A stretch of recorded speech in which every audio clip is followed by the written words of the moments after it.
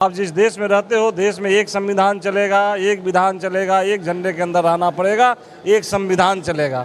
अगर ये बात कहना किसी को जातिगत बात और धार्मिक बात लगती है तो समझो मोदी जी धार्मिक है। लालू जी बिहार में का वो खाता तो खोलने पहले, तब न 100 सीट और 400 सीट का बात करेंगे। पहले लालू जी बिहार में का वो खाता खोलने तब न कौन सा सीट वो बता दें कि हम ये वाला सीट जीत रहे हैं। पहले मेरा ये चैलेंज है, 100 सीट तो दूर की बात है, वो ये बिहार में एक सीट बता दें कि हम ये सीट जीत रहे हैं। एक तरफ आप बात कर रहे हैं नरेंद्र मोदी का, दूसरी तरफ तेजस्वी का। जिस तेजस्वी को बिहार से बाहर कोई जानने वाला बहुत कम होगा, वो भी जानता होगा तो एक चारा चोर के बेटा के नाम पर जानता होगा। कहाँ नरेंद्र मोदी और कहाँ तेजस्वी यादव। आज नरेंद्र मोदी को दुनिया जानती है। नमस्कार, मैं गौरव कुमार, आप शुरू कर चुके हैं देखना 15G बात। आज हम नवादा लोकसभा क्षेत्र में खड़े हैं और बरबीघा मार्केट में मौजूद हैं। बीजेपी ऑफिस है और विधायक जी भी हमारे साथ हैं, राजू सिंह, डॉक्टर राजू सिंह। और सर, आपका इस चैनल पर बहुत बहुत स्वागत है। बहुत बहुत धन्यवाद आपको भी। सर, जैसे ही 24 की तैयारी है तो 24 की तैयारी शुरू होते ही हिंदू मुस्लिम का एंगल सेट हो चुका है। देखिए, तैयारी करने वाला सिर्फ और सिर्फ एक व्यक्ति है जिसका नाम भाई नरेंद्र मोदी है। मैं तो अभी जब मैं चुनाव में अभी आया हूँ और इसके पहले राजनीतिक में मैं 2004 में आया।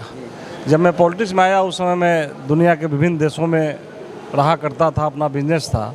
और उस समय मेरा पॉलिटिक्स में आने का मकसद ही हम लोगों का था कि कैसे यहाँ से जाति पाति खत्म होगी। आज वो चीज़ देखने को मिल रहा है। माननीय प्रधानमंत्री श्री नरेंद्र मोदी के नेतृत्व में सब कुछ मिट चुका है। वोटर्स आगे हैं, कार्यकर्ता पीछे हैं। मेरे कहने का मतलब ये था, जैसे ही चुनाव आता है हिंदू मुस्लिम का एंगल शुरू हो जाता है। कहीं अभी कुछ दिनों पहले ही राहुल गांधी जी बयान दे चुके हैं हिंदू शक्ति के खिलाफ, आपने देखा होगा वीडियो। तो ऐसा चुनाव आते ही क्यों शुरू हो जाता है? ये एंगल बनाने वाले लोग हैं।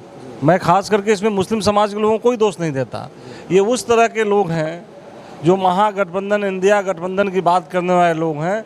वो देखते हैं किस तरह से एक वोट का बड़ा तबका कैसे मेरे साथ आ जाए, इसलिए इस तरह का वो लोग बनाते हैं। जबकि आप देखो, जब से मोदी सरकार आई है 2014 से भारत का नेतृत्व कर रहे हैं मोदी जी। यहाँ पे एनडीए में नीतीश कुमार जी। आप देखो, कोई भी ऐसा कोई कार्य हुआ है जहाँ पे लगे कि हिंदू मुस्लिम अलग अलग कार्य हो रहा हो? अब इसको कोई कह दे 370 धारा को हटाना अगर गलत है, तब तो समझिए कि हम सब भारतीय जनता पार्टी के लोग और एनडीए गठबंधन के लोग गलत हैं। 370 हटना ही चाहिए था।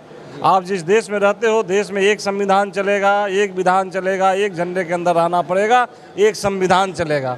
अगर ये बात कहना किसी को जातिगत बात और धार्मिक बात लगती है तो समझो मोदी जी धार्मिक है। वो कहते हैं हर एक चुनाव में जय श्री राम का नारा लगाते हैं।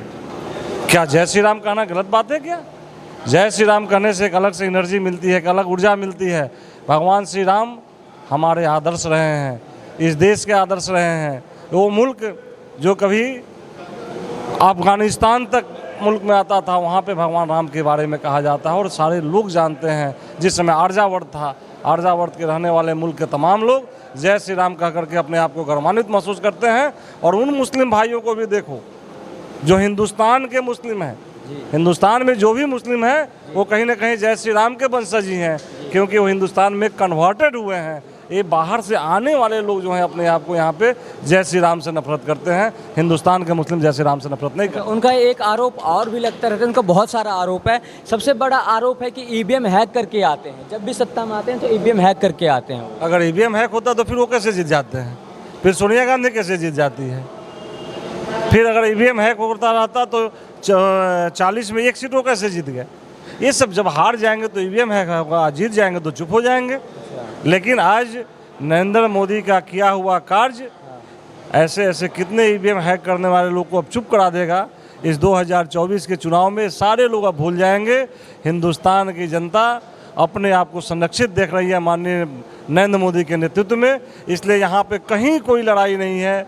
सब जगह लोग, ये कि मैं अभी घूम करके आ रहा हूँ, 10-20 गांव घूम करके, प्रभाकर जी वगैरह सब लोग हम लोग साथ में थे। जनता बिल्कुल ना कहीं पोस्टर दिख रहा हूँ, ना कहीं झंडा दिख रहा हूँ, और सीधा एक बात बोलती है, नरेंद्र मोदी। वो पूछती भी नहीं है कि आप कौन हैं और काहे के लिए आए हैं। इसलिए वोटर्स आगे हैं।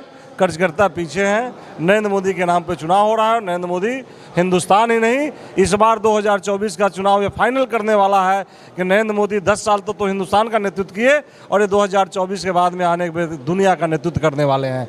आज दुनिया नेतृत्व उनको मानेगी। तेजस्वी यादव जी कह रहे थे कि इसी बीजेपी सरकार जुमलाबाजी करती है, कहीं भी जाती है तो जुमलाबाजी करके ही सरकार में आती है। पता नहीं आप लोग कैसे कैसे लोगों का नाम ले लेते हैं।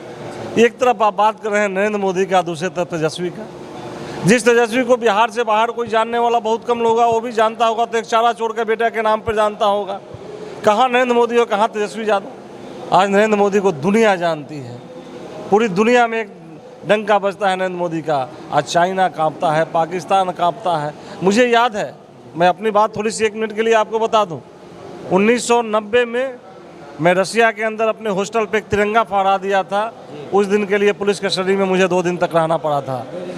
लेकिन आज वही समय है, नरेंद्र मोदी की सरकार है कि आज 2 महाशक्तियाँ जब आपस में लड़ रही थी, एक तरफ नाटो समर्थित यूक्रेन और दूसरे तरफ रसिया, और वैसे परिस्थिति में हमारे इंडियन स्टूडेंट को निकलने के लिए नरेंद्र मोदी का आदेश काफ़ी होता है कि मेरे इंडियन स्टूडेंट को निकलना है, तुम युद्ध को बंद करो। और इंडियन स्टूडेंट ही नहीं बल्कि वो पाकिस्तानी स्टूडेंट भी जो जैसे नाम से नफरत करने वाले लोग हैं, वो भी हाथ में तिरंगे लिए और दोनों देश को रास्ता देना पड़ा, हमारे स्टूडेंट इंडिया वापस आए। ये ताकत हमारी देश की है। इस बात पे कोई भी विपक्ष पार्टी और ठुकरा नहीं सकता है। जैसे में कि आपने देखा था, कोई से भी देश का व्यक्ति है, पाकिस्तान का भी होगा, क्योंकि भारत का बहुत बड़ा दुश्मन, वो अपने आप को दुश्मन मानता है भारत को। वहाँ का भी जनता कहीं ना कहीं इंडियन फ्लैग दिखा के, इंडियन का झंडा दिखा के वो युद्ध से बाहर निकल रहे थे। तो जीत के आने के बाद 24 के बाद जीत कर आते हैं मोदी जी, इसके बाद आपका क्या तैयारी रहेगा, मतलब क्या विकास की बात होगा? देखिए, हम विश्व गुरु की ओर बढ़ चले हैं। अब हमारे प्रधानमंत्री जी सिर्फ इंडिया के बारे में और इंडियन इकोनॉमी के बारे में सोच करके आज हम उस जगह पे आ गए हैं जो दुनिया की तीसरी सबसे बड़ी इकोनॉमी, चौथी सबसे बड़ी इकोनॉमी बन चुके हैं। अब मोदी जी की सोच ये है, जिस तरह से हम लोग पहले विदेश में जाते थे, कहते थे कब हमारी सड़कें ऐसी होगी, कब हमारे यहाँ बिजली होगा, सपना हुआ करता था। लेकिन आज हम उस दौर में आ चुके हैं जो दुनिया के बहुत सारे देशों को पीछे छोड़ चुके हैं। अब वो दौर 2024 से 2029 का दौर होगा, जब मेरा कंपटीशन अमेरिका और चाइना जैसे देशों से होगा। ये पाकिस्तान और नेपाल वगैरह की तो बात ही छोड़ दो। चलिए, बहुत बहुत धन्यवाद सर आपका। और भी लोग जान लेते हैं, बहुत सारे समर्थक हैं, उनके भी साथ जान लेते हैं। और क्या नाम हो सर आपका? मेरा नाम संजीत प्रभाकर है जी। जरा सा आगे कर लीजिएगा। आपकी तैयारी क्या है 24 को लेकर? मेरी तैयारी 24 को लेकर क्या है, इससे ज़्यादा जनता की तैयारी क्या है ये जानने की आवश्यकता है। जनता की तैयारी यही है कि नरेंद्र मोदी जी को अगर 400 से ज़्यादा सीटें जिताकर भेजने का है। जनता इसके लिए एकदम पूरी तरह से धरातल पर मुस्तैद है। हम लोग जाते हैं क्षेत्र में प्रचार करने के लिए, तो पब्लिक बोलती है कि आप लोग बेकार परेशान हो रहे हैं। हम लोग तो नरेंद्र मोदी जी को ही वोट देंगे और कहीं किसी का ना कुछ सुनेंगे ना कुछ, अब कुछ नहीं, सिर्फ मोदी जी को 400 सीट दे करके भेजना है। 400 सीट देकर भेजेंगे। पर वही लालू यादव जी कह रहे थे कि 100 सीट भी नहीं जाने देंगे अब की बात। लालू जी बिहार में वो खाता तो खोलने पहले, तब न 100 सीट और 400 सीट का बात करेंगे। पहले लालू जी बिहार में वो खाता खोलने, तब न कौन सा सीट वो बता दें कि हम ये वाला सीट जीत रहे हैं। पहले मेरा ये चैलेंज है, 100 सीट तो दूर की बात है, वो ये बिहार में 1 सीट बता दें कि हम ये सीट जीत रहे हैं। अब की बार कह रहे हैं कि लालू यादव की पूरी फैमिली आ चुकी है, साथ में उनका जो यादव जो कहते हैं हमारा पर्सनल वोट बैंक है यादव समाज, वो उनके साथ है, मुस्लिम समाज उनके साथ है, कह रहे हैं। देखिए, नरेंद्र मोदी जी ने पूरे भारत में विकास की लहर बहाई है और आज जाति जो है पीछे छूट गया है, विकास आगे आ गया है ना। तो आज जाति कहीं कोई फैक्टर नहीं है और कोई जाति किसी का बंधुआ मजदूर नहीं है, समझ गए। वो कह रहे हैं तो ये उनकी गलत फहमी है। अच्छा, तो आप कह रहे हैं कि जातिवाद खत्म हो रहा है ना, पर वही राहुल गांधी जी कह रहे हैं हम जीत के आने के बाद सबसे पहला काम जातीय जनगणना करवाएंगे। देखिए, जाति खत्म हो गया है, इसी को कांग्रेस राजद के लोग जो हैं, महागठबंधन के लोग जो हैं, फिर से चाह रहे हैं भारत को, बिहार को जातिवादी राह पर ढकेलने का। लेकिन अब जनता जाग चुकी है, जनता को विकास चाहिए। जाति तो बहुत पहले ऋग्वैदिक काल में ही 4 वर्ग में बांटा गया, उससे फिर बढ़ते बढ़ते इतने वर्गों में लोगों ने बांट दिया। तो अब जाति कोई फैक्टर नहीं, विकास सिर्फ फैक्टर है। ये बात तो सही है कि जाति कोई हमारा वर्ग नहीं था, जातियों में हमेशा हम लोगों को बांटकर अलग किया गया, हम लोगों को तोड़ा गया है।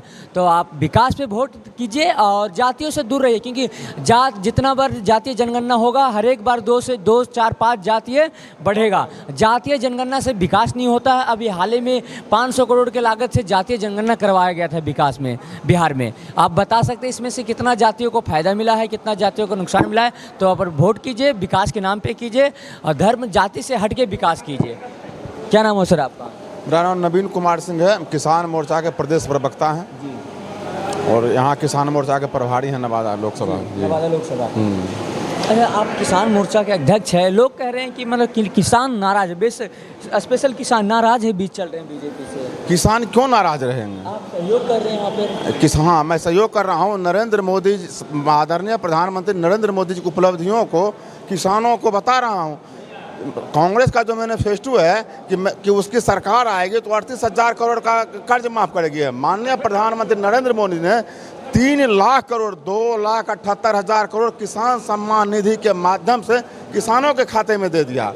राष्ट्रवाद की आंधी है, सनातन का तूफान है, नरेंद्र मोदी नाम की सुनामी है, तो फिर यहाँ 40 सीटें बिहार एनडीए की झोली में जा रही है। 40 सीटें जा रही है। चलिए, बहुत बहुत धन्यवाद सर आपका।